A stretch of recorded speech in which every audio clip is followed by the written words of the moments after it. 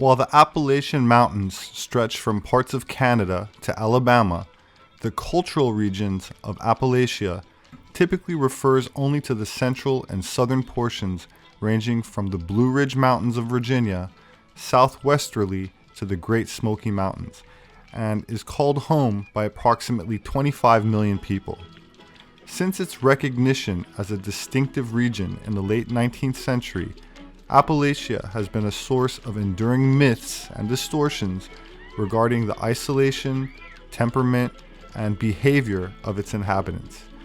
Early 20th century writers often engaged in yellow journalism, or fake news, focused on sensationalistic aspects of the region's culture, such as moonshining and clan feuding, and often portrayed the region's inhabitants as uneducated, violent, and other derogatory stereotypes. Let's your square dance. Promenade across the floor, sashay right on out the door and into the glade, and everybody promenade.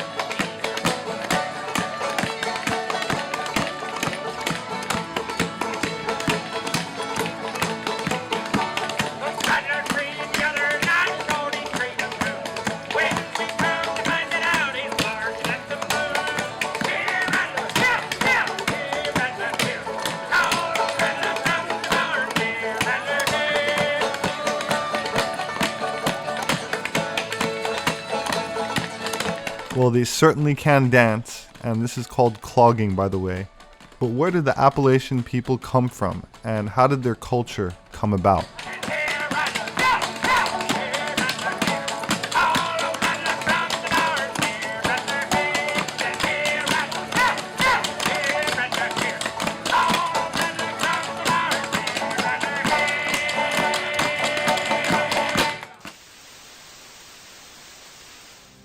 It was in the 1730s that the ancestors of today's Appalachians began streaming into the mountains. To escape hard times, they came from Germany, England, and Wales. But the group that would become most prominent in the mountains started their journey off the rugged coast of Northern Ireland. They were a grim, stern people, strong and simple, swayed by gusts of stormy passion, the love of freedom rooted in their heart's core. They were of all men best fitted to conquer the wilderness and hold it against all comers. Teddy Roosevelt. A bit of Irish history accounts for the Exodus. 100 years earlier, King James of England had grown tired of battling rebellious Scots in the lowlands. The king thought he could use the Scots as a hedge against the bothersome Irish, so he offered them free farmsteads in Ulster, in the north of Ireland. What better thing to do than to get some of the borderland Scots, who were always giving you trouble, to go over and whoop up on the Irish. So they took advantage of it, moved to Ulster, got farms, and they became known as Scotch-Irish. For about 100 years, the Scotch merged with the Irish. They mixed their words, they mixed their phrases, they mixed their horse racing love. They took, in many ways, the best qualities of both people. After a century in Ulster, the Scotch-Irish were suffering religious persecution, rising rents, and bad harvests. Tens of thousands moved on to a second migration to the New World. This hybrid culture took root in the southern mountain wilderness of Appalachia. The Scots-Irish were very quick to be among the first settlers who actually made their permanent home in the mountains. Those mountains that had the funny smoky look in the morning. When we were got up to the top of the mountain and sat down very weary, we saw very high mountains lying to the north and south as far as we could discern. It was a pleasing, though dreadful sight, to see mountains and hills as if piled one upon the other. Robert Fallam, 1671. Once they made their permanent home in the mountains, they by no means were the only ones that settled in there, but they were the most colorful, most influential. You had the other mix of the Germans who came here. And the Germans are known for their orderliness and, their rules for everything and building really staunch barns out of material that will last. The Scotch-Irish, on the other hand, tended to be more footloose and fancy-free. And the Scotch-Irish also were more hot-tempered than the Germans. And so when the Indians attacked, you wanted Scotch-Irish there because they were terrific fighters. But when the Indians weren't there, the Germans were just as happy not to have the Scotch-Irish around. It was said at the time that whereas the English, when they got to America, would build a church, the Germans would build a barn, but the Scotch-Irish would build a whiskey still. Whiskey making was only one of the skills that the frontier migrants brought from the Old World. With traditional crafts like quilting, pottery, and metalwork, they furnished their homes and cooked their meals as they always had. But the tradition closest to their hearts was music. Music was especially important. It gave them comfort. It was something that they could do themselves. They could sing, they could play their fiddles and have a dance, and invite the neighbors over.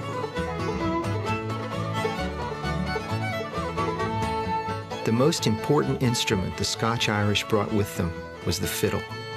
Small, portable, and plaintive.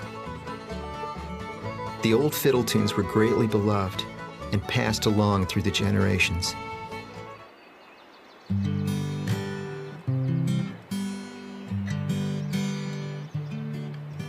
The same rugged mountains that held and nurtured music and culture also marked the western boundary of colonial America. These settlers who had come from the borderlands of England were living again on the edge of two worlds. But the rich land beyond the hills was bound to call to the adventurous pioneer. There was a time when going way out west meant going out to Kentucky, the dark and bloody ground, as the Indians called it.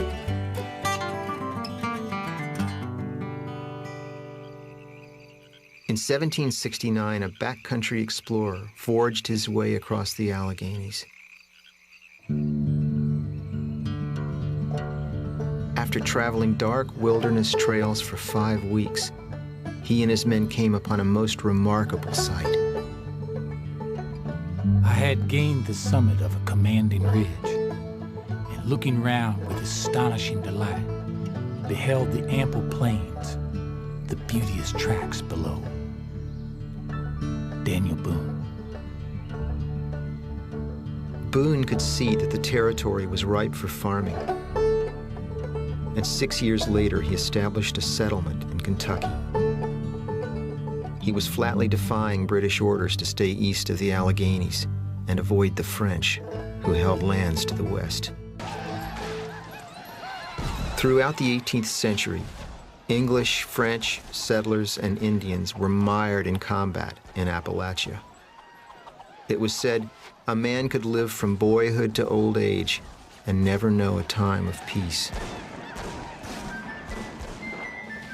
The culminating battle began when the colonies declared their independence in 1776. The American Revolution was hard fought in the mountains by all the friends and foes of the colonial cause.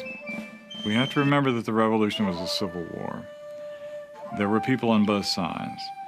By and large, the people who were on the side of the Crown or who were neutral or indifferent in Appalachia did not take up arms. One of the assumptions of the British Army that invaded the South in the 1780s was that if they reached the backcountry, that the loyalists there would rise up, and that didn't happen.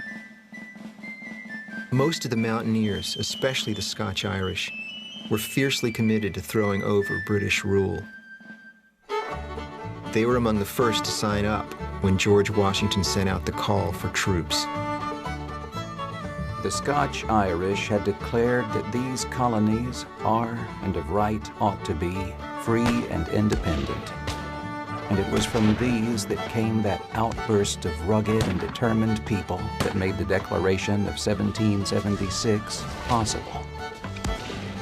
Colonel A.K. McClure, newspaper editor. The most famous backcountry fighters were the Over-Mountain men of Tennessee, who defeated the stalwart Colonel Ferguson at the Battle of Kings Mountain in South Carolina. Ferguson had threatened to cross the Appalachians and exterminate the people if they didn't support the king. In his proclamation, he called the mountaineers white barbarians. To the colonel's surprise, the barbarians charged his forces, seeking cover behind rocks and chasing the soldiers up the mountain, tree by tree. They killed nearly 200 British troops, including Colonel Ferguson. Well, they won. They won because they adopted the Indian style of warfare as they had before, and they won because the loyalists in the backwoods didn't rise up in support of the British Army.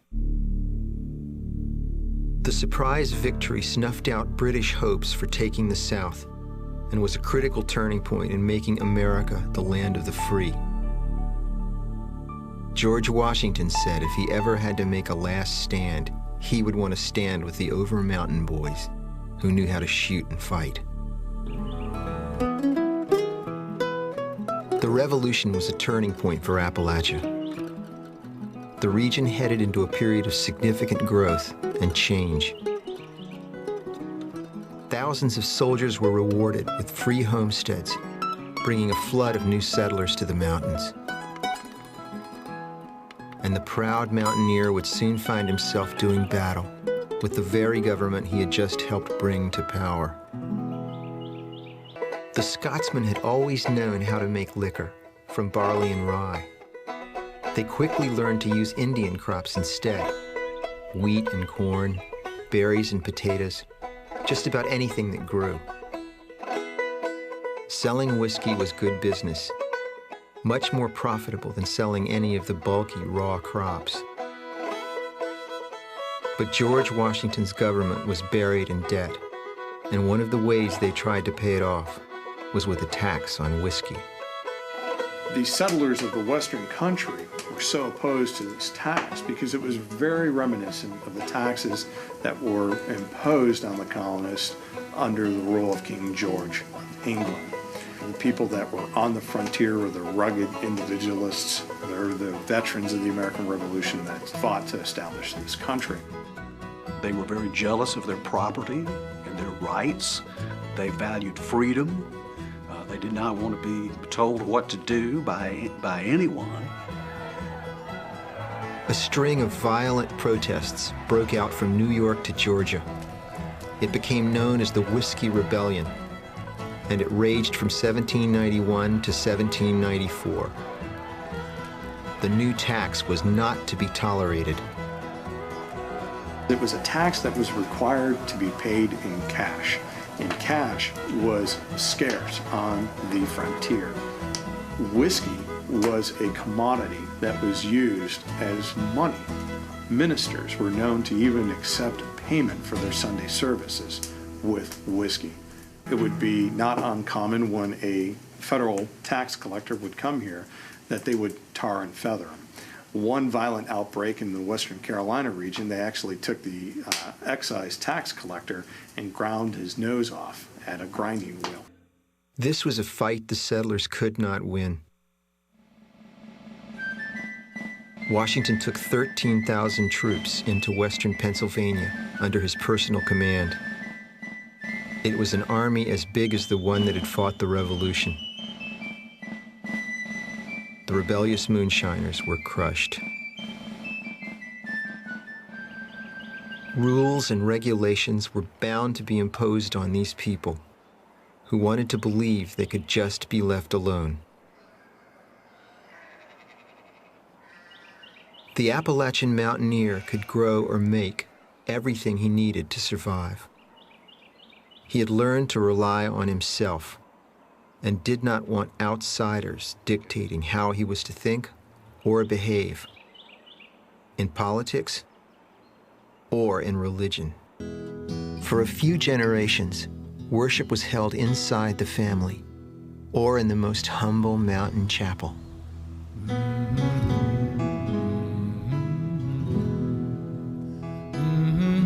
The religion most had carried with them was Calvinistic, tough, dark, and demanding. The old intellectual Calvinism started giving way to this new thought that God is all-loving, God would like to save us all. All we have to do is repent and ask for forgiveness, and we can be saved. That's the doctrine of free will, that we have it upon ourselves to decide whether or not to be saved. Well, this is more optimistic. People could get happy with religion. By the 1740s, this more hopeful vision was spreading like burning tinder through the mountains. There began a long series of evangelical or enthusiastic religious revivals known as the Great Awakenings that would last more than 80 years. Ministers of every stripe swarmed into Appalachia, bound to bring the unchurched into the fold. Most of these people had never before seen a minister or heard the Lord's Prayer, service, or sermon in their days. After service, they went to reveling, drinking, singing, dancing, and whoring. And most of the company were drunk before I quitted the spot. Charles Woodmason, minister, 1768. Presbyterians did not have enough educated ministers to reach the far-flung population. The Baptists and Methodists were more successful because they commissioned farmer preachers and sent them off into the mountains. They were called the circuit riders. They spoke a common language with the people they were trying to convert and inspired them to gather together for worship.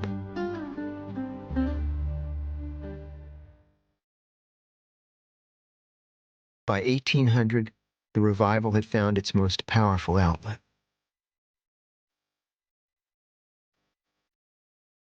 Settlers left the hills by the thousands, on foot, on horseback, in the family wagon.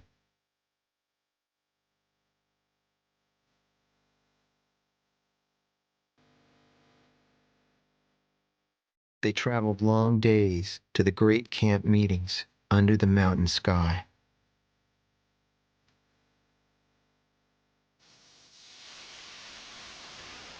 My name is Robert Sepehr. Today's clog dancing is by Paul Shellnut. Please leave a comment, please share, and don't forget to subscribe. Until next time.